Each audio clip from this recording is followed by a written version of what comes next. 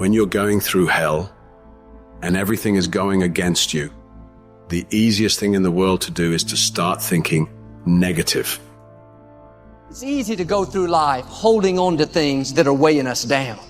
Guilt, resentment, doubt, worry.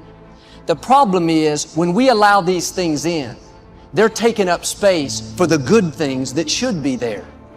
Imagine your life is like a container. You were created to be filled with joy, peace, confidence, creativity. But if you allow worry in, it pushes out the peace. There's not space for both. You can't go above 100%. You have a limited amount of room. If you allow guilt to take up space, that's space that you don't have for the confidence you need. Most people will let their present physical results control their way of thinking. They're emotionally involved in it. They think it's an accident that the same results keep reoccurring. That's no accident. If you've got a financial problem, if you've got a cash flow problem, if you've got a marital problem, that's what most people concentrate on. If a doctor takes a photograph of your body and then tells you you're sick and shows you you're sick, what's the person concentrate on? Sickness. What's the photograph prove? The photograph proves that the person has been concentrating on something wrong to move their body into that vibration. What should they do? They should ask for help. Where does it come from? There's only one source, and they see perfect health, or they see prosperity. But the cynics don't believe this. It's a strange thing, the cynics don't get results either. Quit letting your present results control your thinking. Don't let life change your name. Don't let it change your name. Don't you be nasty just because they're nasty. Don't you be hateful just because they're hateful. Don't you be vengeful just because they're vengeful. Don't lose yourself in your situation. Don't let your situation eat up yourself. You've got to get grounded. You've got to train your mind to serve you. Meditation is one of the ways in which you can do that. Reading is one of the ways that you can do that. Listening to music is one of the ways that you can do that. Exercise is one of the ways in which you can do that. Things that you can do to still your mind, to clear your thoughts so you can think. Change the way you see yourself and begin to tend to the personal details. If you trust yourself, if you believe and don't doubt in everything in you, you can do it. You can do it. When you say a situation, a person is hopeless, you're slamming the door in the face of God. There's no guarantee that because somebody is now down on their luck, they can never come back. Who can guarantee that you can't make, that you can't have your dream? All we need to do is we look at our dream as we get ready to hit the floor. I'm blessed and highly favored. Don't let circumstances turn you around. Don't let hard times turn you around. Whatever you're experiencing, you know that this too shall pass. That you have the ability to make it happen. Why? You got a sense of entitlement. I deserve this, and whatever I have to do, I'm willing to step up into face life and grab it in a collar and say, give it up, because it's mine.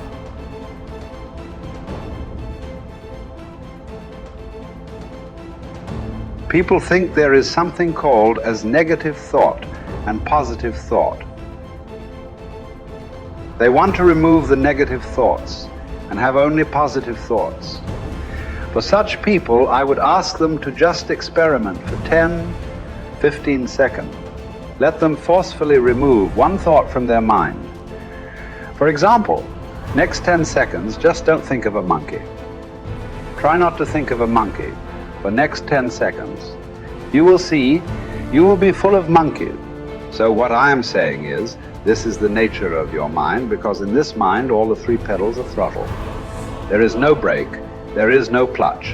Whatever you touch, it will only go faster. In this kind of mind, people have been taught from moral teachers and religious teachers, do not think about bad things. Well, since then, it's been a full-time job. So there is no way you can handle the mind like this. This doesn't need any great enlightenment. If you spend 2 minutes with your eyes closed, you will realize you cannot do anything forcefully with this mind. So, I want to remove negative thoughts.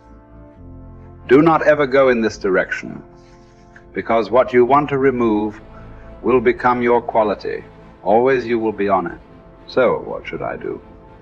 The thing is this: without understanding the fundamental mechanism of this mind, because our mind Human mind is the most sophisticated computer on the planet. Even all the supercomputers have come out of this. When this is the case, is it not important that we understand the mechanics of how it functions? One simplistic aspect of how it functions is there are no subtractions and divisions in our mind. There is only addition and multiplication. If you try to do something with it, it will say one more. If you try hard, it will multiply into many more. In this mind, you don't try to identify what is positive, what is negative, and try to remove it. First of all, one needs to understand this mind of yours. This body of yours is supposed to serve you. The life that you are is important. Body and mind are vehicles that must serve us. If you sit in a vehicle, it must go where you want to go. If it goes to its own destination, what is the point of such a vehicle? It's just a nuisance. Right now, most human beings are, unfortunately, experiencing this fantastic possibility of human mind as a nuisance, as a troublesome thing. Well, this is the most beautiful thing you have. There is something called as you which exists. This is not a composite of all your thoughts and emotions and physiological processes. Beyond that, there is you. If you close your eyes, even if you cannot see anything, you're still there. It is through the window of your eyes that you are looking out. But if you close your eyes, it doesn't mean that you don't exist. You still exist. So beyond your thought, you still exist. Beyond your emotion, you still exist. So that you, the life that you are, this has to come into your experience. Why is it that you're not allowing that to come into your experience, which is the most significant aspect of who you are? Who you are right now, the most significant aspect is you and me are alive right now. This is it. What I'm thinking, what you're thinking is not the important thing. We are alive right now. That is the important thing. So it is important that you focus on this fundamental sense of aliveness within you. And then you will see there is a natural distance between you and your thought process. Once there is a distance between your psychological process and your physiological process, this is the end of suffering. Because there are only two kinds of suffering that human beings go through: physical suffering and mental suffering. Once you create a little space between you and your mind, between you and your body, this is the end of suffering. This is something every human being has to experience and know, otherwise thinking, I will just remove negative thoughts and I will have positive thought. All the best, it's not going to work. 100% it's not going to work, because nobody can remove it. They can avoid it for some time. So when negative thoughts come, you say whatever you want, but this is just avoiding, it's not gone. The moment you stop that, it will pop back with great force. Otherwise, it will come back in your dreams.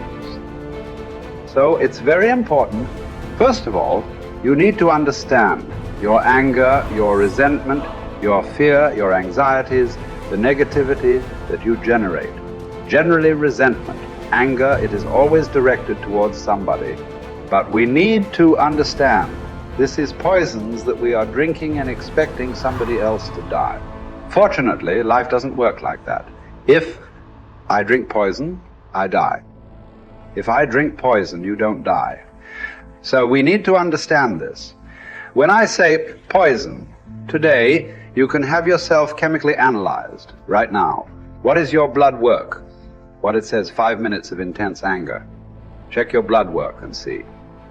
There will be lots of negative elements in it. Literally, you're poisoning yourself. So do you want to poison yourself? Definitely not. Now the very question is coming from certain helplessness. What shall I do? Don't do anything. Just sit back and just concern yourself with something which is the life process. Maybe your heartbeat, maybe your breath, maybe just the sensation of being alive. Depending upon how sensitive or how perceptive you are, accordingly, find something. It could be a sensation in the body, it could be breath, it could be heartbeat, it could be anything, something which indicates life to you. Just pay attention to that for some time. Slowly, you will see there is a distinction between what is you and what you have gathered, which includes both your physiological and psychological possibility or mess, whatever you've made out of it. You're not bright enough. You waited too late. You should have started younger. Those are the kind of voices that we all live with. For me, our ministry was growing. We lived in a nice house we'd ever had. Driving a nice car, living from paycheck to paycheck, making it. Every night, I lay down at night, I hear the voices. Those voices are the kind of voices that stop you from buying into your own life. Stop you from enjoying the good times and believing that they will last. The anxiety and the pressure and the strength that it took to get from where you were to where you are doesn't go away, so you don't really believe it's yours. You're driving it, but you don't really believe it's yours. And you're scared to relax and really rest in whatever it is or whoever it is. And the enemy always has some sort of tool or memory or situation that he uses to terrify you, even though the good times are here and the dream is there, the blessing is there, and the goodness is there. But there's always this haunting, nagging defiance that says, don't you relax. You're not worth it. You don't deserve it. And it's not going to last. Resting in what God has done is often more difficult than receiving what God has done.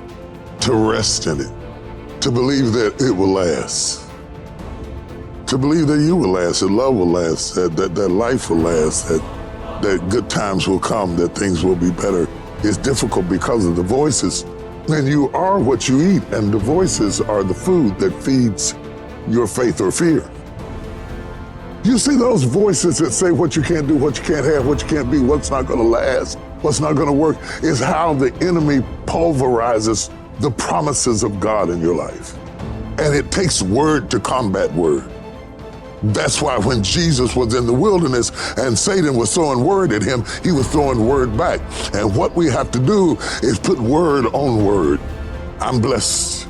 I'm blessed in the city. I'm blessed in the field. I'm blessed in my uprising. I'm blessed in my downsetting. I'll be blessed into my old age. I'll be blessed when I'm an old man. My grandchildren will be blessed. My body is blessed. My mind is blessed. My head is blessed. I got this. I can handle it. I can do it. Bring it on.